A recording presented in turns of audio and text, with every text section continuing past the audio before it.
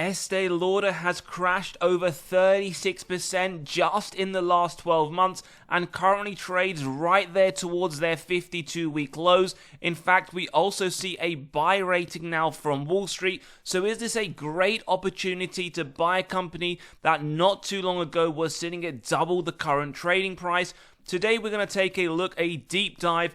We're also going to understand some of the headwinds that they have been facing, some of the reasons why this company continues to plummet over the more recent period. We'll also take a look at their dividend safety. Now it does look to be borderline safe, so we do want to look at their free cash flows, their debt levels, and we'll also cover some insider selling that we have seen just over the last few weeks, as well as comparing institutions. Are they buying or selling, not just over the longer period, but also over the more recent period? And we'll take a look at the numbers. Ultimately, we want to understand, is this a company that has historically been increasing their top line revenue as well as their bottom line net income? And we also want to understand, in line with that dividend safety, does this company have a healthy and secure balance sheet? How does the total cash compared to their total debt? And importantly, as always, we are going to run them through the valuation model for EL. What is our own intrinsic value? What is our acceptable buy price when we factor in a margin of safety? And in terms of Wall Street, do they see this as having some strong upside over the next 12 months for us to consider as one of a great company to add for that undervaluation portfolio? So before we jump straight into the numbers, let's just take a look at some news that did come out after they released their earnings at the beginning of May, and we can see they do warn of some macroeconomic headwinds which will affect this business moving forwards. Now, if you didn't look at the numbers and you weren't privy to that information, well, essentially they reported a beat on both their earnings per share as well as their revenue. However, one of the major factors that did drive that share price down was that they did lower their revenue guidance, and they did put some of that onto the fact that China and the macroeconomic pressures are expecting their top lines to reduce over the full year.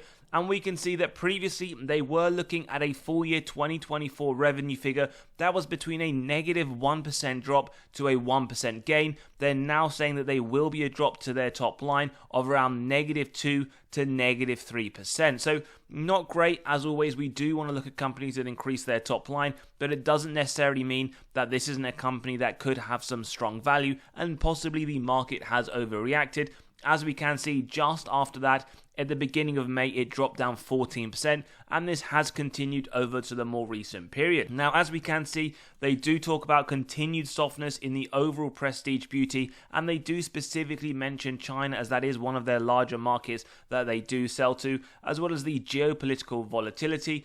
And unfortunately, they have said they've struggled to bring back that demand that they previously had in China before that COVID-19 lockdown. Now, there was some good news that did come out of that. As we can see, they boosted and in fact narrowed their outlook for the EPS, which we will touch upon later on in the episode, 214 to 224. As we can see, the previous target was around 208 to 223. So there are some positives to note. In fact, they did beat on both their earnings per share and their revenue. They did also increase and narrow their earnings per share outlook. But as we can see, the main driver for that massive drop is essentially their full year sales declining around 2 to 3%. So let's take a look, understand how this company has historically performed. As we mentioned, one buy rating from Wall Street, a double hold from the other two analysts.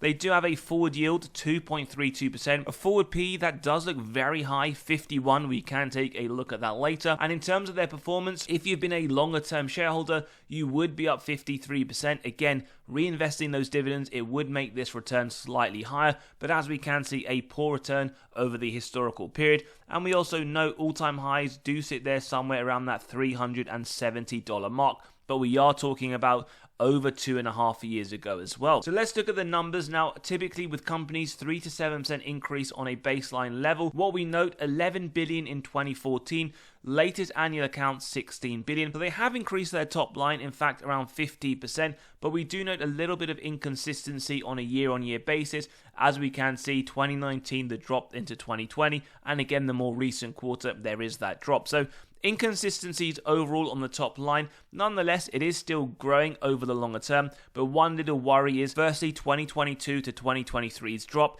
and the expectation of a negative 2 to 3% drop into June 2024, which is their next full year annual account. In terms of the bottom line, Well, not really great here. 1.2 billion in 2014. We can see in June 2023. Now, bear this in mind, their revenue was higher in June 2023 than it was in June 2014, yet their bottom line net income has been lowered. So that is a bit of a worry. And again, we can see the inconsistencies on their bottom line over the longer term. So on this channel, we do really want to focus on companies that increase their top line revenue and also increase their bottom line net income. But we could argue throughout this episode that maybe this is one of those value plays. It has been hammered significantly, and maybe when we come to our margin of safety and our buy price, this could show some strong signs of undervaluation. In terms of a quick health check then, total cash versus total debt, 1.6 billion 2014. We note their latest quarterly report, 3.7 billion, so more than double increase, and in fact, over the longer period, their cash balance has been increasing. Don't forget though, in singularity, none of these numbers really show us anything, which is why we compare it to our total debt numerically and directionally. And what we can see here, it has effectively increased 1.3 billion, just under 10 billion in that latest quarter. So over the longer term, whilst their cash has been increasing, we can in fact note so has their total debt, which is in fact higher, which probably does relate to some of that we will focus on in terms of the borderline safe dividend score. So let's take a look at their earnings, and actually quite some positive news here. In the last 4 quarters, they did beat analyst targets, so that is a 100% track record. That is something that I do like to see here. And in terms of their next 2 quarters, they are anticipating triple-digit growth to the year-on-year earnings per share, even moving forwards, high double-digit growth in Q2 25 as well as Q23. And when we look at June 2025, so the next full year annual accounts, they are anticipating that forward P to drop significantly. So again, positive news if you do believe in the future of this company. So I do quite like seeing this, so good news in terms of this, but again, lots of different things that we do need to take into account, especially that analysis on the revenue and bottom line. In terms of the valuation grade, well, they get an F score. In terms of the P, as we saw, 50.96. No surprises for the F, given others in the sector around 17.24. Whether or not you believe it's justified, if they do hit that earnings per share in 2025, it will lower significantly. And again, across other valuation methods, very poor price to book, price to cash flow, with the sector median a lot lower. So again, let me know your thoughts. But overall, not the greatest purely on a valuation, but we will look at that in a lot more detail. Then we talk about the growth grade, so they get a C+. Year-on-year growth, -3%, sector median, 2.5%, forward-looking, -2, as we saw, -2 to -3. Sector median, again, even though low single digit, it is positive. But one thing that I do quite like about this company is the earnings per share, as we saw, looking high triple digits over the next 2 quarters. But on average, over the next 3 to 5 years, they're anticipating strong double digits, 16.11% increase to the EPS on a compounded annual growth rate basis, with others around 8.16, so a lot lower. So there are lots of information that we are going through, some that are actually quite positive, some that are fairly negative, so it will be about balancing that act and understanding whether or not this is the right company that you do have faith in to see some strong growth over the longer term. Profitability, well, a C. I'd love to see this. High gross profit margin, 71%, significantly better than the sector median of 35%. Bottom line, 4.18, so they are struggling with that, as we can see, a very high gross profit margin, but we see a lot of their operating costs really bringing down that net operating income.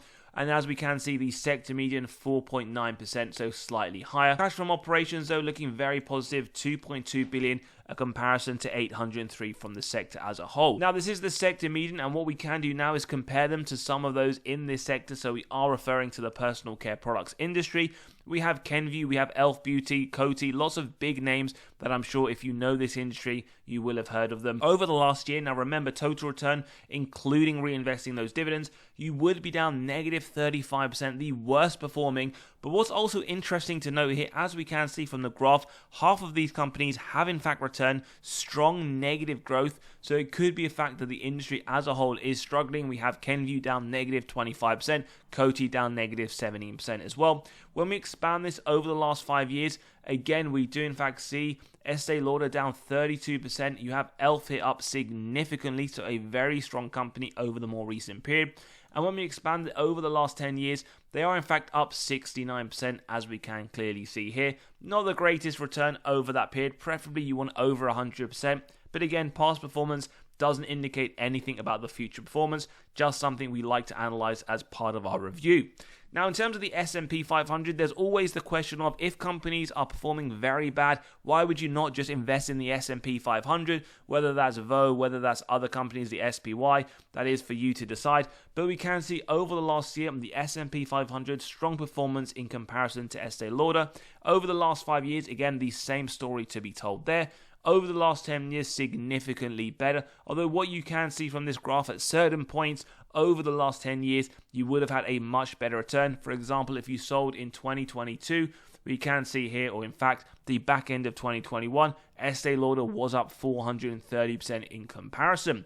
As always though, this is the information. If you do want to take that and run with that, then it is there for doing that purpose. We just want to let you know as well, we have released our latest free weekly article. If you want access to this or any others, all completely free, do click on that pinned comment below and you can read straight away. For example, how to find undervalued stocks, if you want to know the websites that we use, the resources, or if you want to find 12 high quality undervalued dividend stocks, do go ahead and click below. Now, insider ownership sits at just under 13%, 4 instances of insider selling over the last 12 months for around $8 million, and we can in fact see the majority of this just in the more recent quarter, 5.45 million. If you're interested to know who these individuals are, well, we can in fact see the EVP Jane L sold on the 30th of May, just under 15,000 shares for a price around $121 and just under $2 million. We also see the Chief Financial Officer as well, the CFO Tracy T, on the 15th of May, so the same month, sell just under 15,000, and we can see around $2 million worth. Whether or not you believe it's bearish, the information is there as always, but remember, we don't always have that information to understand why they've sold, personal or financial.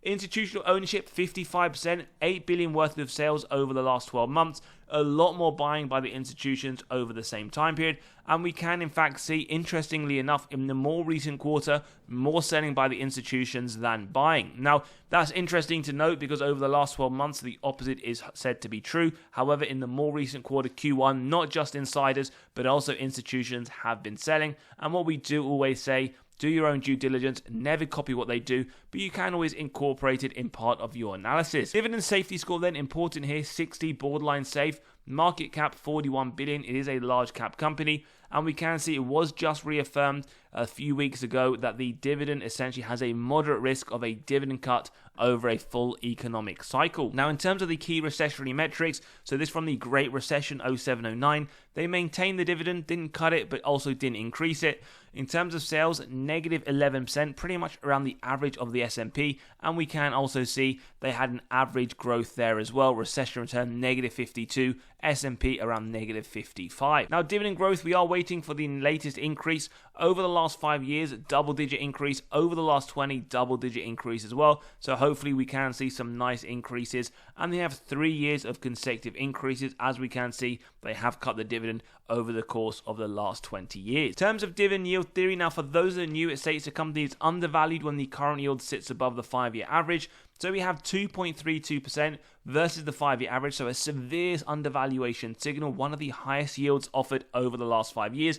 Just bear in mind though, we don't look at any of these models in isolation. We will conclude shortly as well. Forward P, it is below the 5-year average as well that we can see, although we do note much higher than the consumer staples sector of 17.7. Now, what is very important, especially when we do see here that there is a borderline safe score, focus on the free cash flow payout. It does show us essentially the percentage of dividends that are paid out in respect of the free cash flow. Earnings, it is susceptible to manipulation, so we do ignore, and below 60 is our preference. So it's been below 60 for the majority of the last 10 years, pretty much why they have been paying those nice double-digit increases. 2024 anticipated 71%, so a little bit higher than what we'd like to see, but not the worst, not a red flag indicator. And the reason why it's negative in 2023, as we're about to see, is that free cash flow was negative. Now, free cash flow per share, always important, increasing free cash flows consistently over the longer term. Now, from 2014 to 2022, it had increased pretty much double, but it was a little bit inconsistent in its year-on-year movements. 2023 negative, which is a bit of a worry, but nice to note in 2024 and beyond, it is anticipated to increase back into the positive. In terms of sales growth, well, percentage-wise, we did want to see between 3 to 7%. what we see is 3 of the last 10 years negative, 2023 negative 10%, as we said, 2024 estimated -2 to -3%. So we're going to factor that in when we do look at our margin of safety. And again, if you want another look at the numerical sales increase over the longer term, you can see that on the right. And the shares outstanding, we want companies to do share buybacks. We want them to return excess cash to us. Now, whilst they have done that, it has been incredibly inconsistent and fairly trivial in the amount, so we will move on from that graph. ROIC, as always, we want to see companies with high percentages, 10% or more, that ultimately gives us faith that they are able to effectively allocate their capital. Now, one thing I don't like is the fact it has been decreasing. Yes, in the more recent year, it's at 10%. That is the minimum I want to see. Trading 12-month, though, it is at 7%, so it is getting low and it has been decreasing, so just something to consider. You could say potentially a red flag indicator. Operating margin as well, above 12% is what we ideally want to see. We've seen that pretty much across the board. It did drop significantly in 2023 from the 20%, and trading 12 months does show it lowering. So again, just a few things to bear in mind. And the same can be said for the free cash flow margin, above the 5 that we like to see. However, it did drop into 2023. Finally, the net debt to EBITDA, so the earnings before the interest, tax, depreciation, amortization.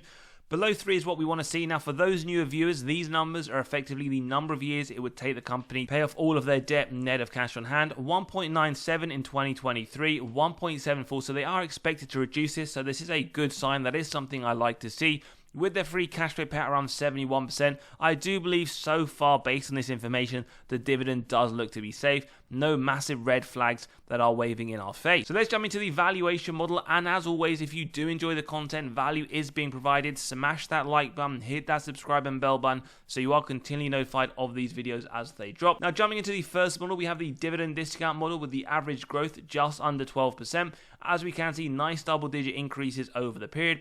Moving forwards, we have gone a lot more conservative at 6%, and we do get our undervaluation signal, as we can see the market price 114 as well. Do bear in mind though, we don't look at any of these models in isolation. We then have the DCF model with the free cash flow year on year. Average growth, -6%. Now moving forwards, we did see that in the estimations it should increase. So we have gone for 10%, which is lower than analyst targets of around 10 to 12%, with essentially the free cash flow estimated for the full year to be similar to the 2022 figure. Based on that, with the discount rate, we do get the present value of future free cash flows and terminal value. Add together with the cash, subtract total debt, get to the equity value, divide by those shares outstanding, and as we can see here, another undervaluation signal. So the intrinsic value in today's episode is purely the average of these two models, and as we can see, this is arriving at just over $143. Now, do bear in mind, you can grab a copy of this valuation model, run your own numbers through for Estee Lauder, or essentially run these numbers for companies in your own portfolio or those on your watch list. Now, margin of safety, 10%. We execute on this if we believe it meets our 3 golden criteria. Wide moat, strong financial metrics, good forward-looking data. If you believe that, a buy up to $129, and then we keep going till it's near the current trading price. In today's episode, we see pretty much a bang-on 20% MOS level. That is, remember, based on the estimates and judgments we've run through. In terms of Wall Street and their forecasts, well, they see a massive 35% upside over the next 12 months. As we saw at the beginning of the episode, they do consider this a buy, $153. Do bear in mind, though, that is higher than the intrinsic value that we see for this company at today's date. As always, though, do let us know your thoughts in the comments below. Is this one that you see value in, or do some of those metrics turn you off that we did take a look at with the decreasing revenue, with the macroeconomic headwinds that they do see in the foreseeable future? As always, if you've enjoyed today's content, smash that like button, hit that subscribe and bell button. Let us know your thoughts in the comments below, and as always, we'll see you all on the next one.